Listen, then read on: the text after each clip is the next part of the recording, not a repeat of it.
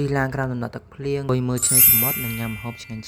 សូមស្វាគមន៍មកកាន់ Gensia Vlog បើកក្បាលវីដេអូមកជាមួយនឹងការរៀបចំខ្លួនឲ្យកូនបើគេងមិនខ្ចីងើបបន្ទាប់ពីរៀបចំខ្លួនឲ្យក្មួយខ្ញុំរួចរាល់ហើយឥឡូវមករៀបចំអីវ៉ាន់ម្ដងអីវ៉ាន់ហ្នឹងអត់មានអីច្រើនទេកាន់តែត្រេននេះមកផ្លាយដាក់លើឡានហើយនិយាយលេងណាអីវ៉ាន់រៀបចំឡើងពេញគូឡានហើយសារត្រេននៅសល់ទៅយកមកផ្លាយនឹងដាក់លើឡានទៅគួរទៅញ៉ាំនៅកពតបដ ாய் ចាបន្ទាប់ពីរៀបចំអីវ៉ាន់រួចរាល់ហើយតា let's go កំពតឥឡូវយើងចេញដំណើរទៅហើយម្នាក់ងក់គេងអស់ហើយលើឡាននេះទាំងមុខទាំងក្រោយអត់តែអ្នកថត vlog នេះទេចាត្រូវកាន់វីដេអូថតរហូតអត់មានបានគេងទេចាយកមិញគេងម៉ោង1ចេញដំណើរទៅម៉ោង4ព្រោះអីដោយសារម្សិលមិញហ្នឹងគូកណាត់ក្មួយអញ្ចឹងទៅត្រូវជួយរៀបចំអីអញ្ចឹងតែបានគេងហ្នឹងទៅជែកទៅជុំសាហាជីក្រាមដំណក់ទឹកភ្លៀងជីអលឹមទាំងផឹបបលឹមហ្មងហ្នឹងជីចឹងអ្នកក្រោយអត់ទៅអីទេព្រោះអីដោយសារគូតក្រោយហ្នឹងវាប៉ាងខ្យល់វាជីទៅមានខ្យល់មានអីចឹងទៅទឹកភ្លៀងវាដល់ចឹងណាតែអត់សូវឲ្យដែរវាអលឹមរៀងតិចហើយឥឡូវមកមើលទេសភាពជាមួយនឹងអិនតនូដោយសារវារាំងតិចអិនតនូស្អាតណាស់អ្នកទាំងអស់គ្នាជីទៅស្រស់ស្រាយហ្មងទឹកភ្លៀងតតិចបូកជាមួយនឹង view អិនតនូជីបដាឥឡូវយើងបានមកដល់ហើយញ៉ាំអីហើយមេឃក៏នៅរៀងអលឹមតិចដែរឥឡូវមកមើលមុខសមាជិកដែរធ្វើដំណើរទៅចាគឺមុខម្នាក់កំពុងក្លៀនហើយផឹកឡើងអត់តន់ណាត់ញ៉ាំអីឡើងមកស្ដាប់ពីដំណើរកំសាន្តម៉ាក់ខ្ញុំនិយាយថា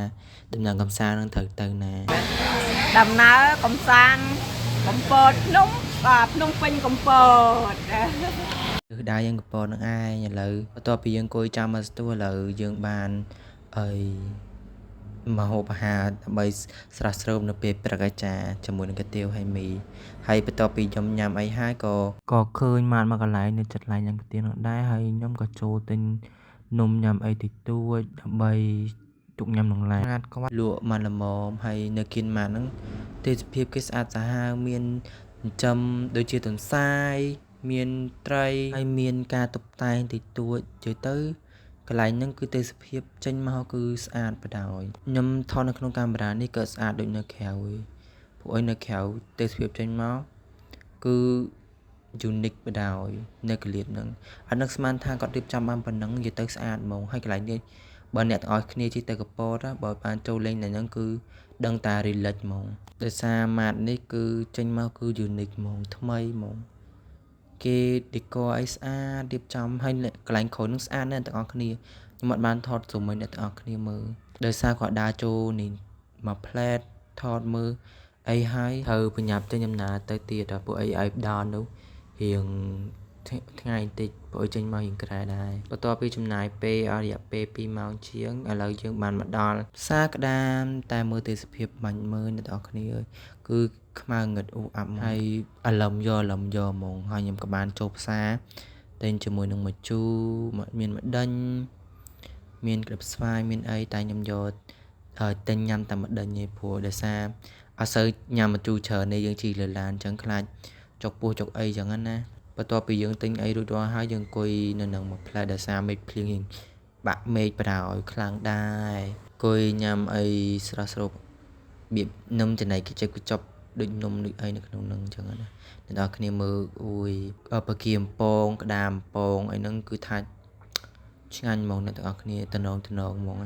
តំណងឆ្ងាញ់បដ ாய் តែញ៉ាំបានក្តាមហើយនឹងបកាឲ្យដែរហើយបន្ទាប់ពីយើងទិញអីហើយយើងជិះត្រឡប់មកដុំមាត់ឆ្នេរវិញដើម្បីអង្គុយញ៉ាំអីឥឡូវមកមើលទេសភាពខ្ញុំអង្គុយលើឡានបែបឈៀលមេឃភ្លៀងតិច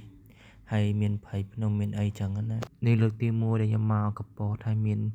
មេឃភ្លៀងមានអីចឹងហើយនិយាយពីថាទេសភាពវិញគឺឲ្យលេខ1ហ្មងគឺវានិយាយទៅបាក់ពណ៌នេះដឹងតែស្រស់ស្រាយចេញមកបែប relax អីចឹងណាហើយបន្ទាប់ពីយើងជិះពីសាក្តារមកប្រហែល5នាទីឥឡូវយើងបានមកដល់មាត់ឆ្នេរនិយាយពីថាអាកាសធាតុមានត្រជាក់យកហ្មងហើយ view អីក៏ស្អាតដែរតែវាមិនស្អាតដូចពេលអត់ភ្លៀងក៏ពីញ៉ាំអីនៅឆ្នេរកែបហើយយើងបានមកដល់កោះតាដាយើងបានចូលមកលេងកោះតាដានិយាយពីថាមកលេងកោះតាដាវិញចាំមេឃអាឡឹមហើយមេឃភ្លៀងចេះហើយបូកមួយទឹកធ្លាក់ទៅលើឈូសទៅលើភ្នំមកទៀតហ្នឹងអូនិយាយមែនអ្នកនរគ្នាដូច ទៅក្រេដូចនៅសេអ៊ូធ្លាក់ព្រិលអីចឹងទៅចាក់យកងូតទឹកអត់ចង់បានទេណាបើនិយាយពីថាក្មួយខ្ញុំអាទូនេះវិញអូយកូនបើនេះរត់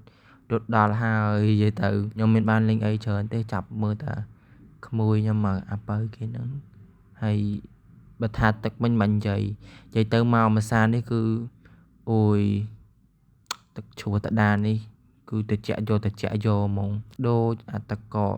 ដូចយើងត្រាំទឹកកកអញ្ចឹងហើយនិយាយពីថាទឹកធ្លាក់មកពីលើវិញខ្លាំងដែរហ្នឹងអ្នកទាំងអស់គ្នាដោយសារមេឃភ្លៀងថ្ងៃនេះបាក់មេឃចូលអញ្ចឹងទៅលេងអត់សូវបានច្រើនដែរព្រោះទឹកវាមកខ្លាំងហើយណាមួយមេឃភ្លៀងទៀតលេងបានមួយផ្លែតក៏យើងចេញដំណើរទៅផ្ទះវិញទៅអត់មានបានចូលណាទៀតទេដោយសារទៅផ្លែននិយាយទៅចាក់ចោលដោយសារមេឃភ្លៀងហ្មងអញ្ចឹងវីដេអូខ្ញុំបិទគូត្រឹមកោះតដាហ្នឹងហើយអរគុណអ្នកទាំងអស់គ្នាសម្រាប់ការតាមដានទស្សនាជួបគ្នាវីដេអូក្រោយអ្នកទាំងអស់គ្នាកុំភ្លេចចុច like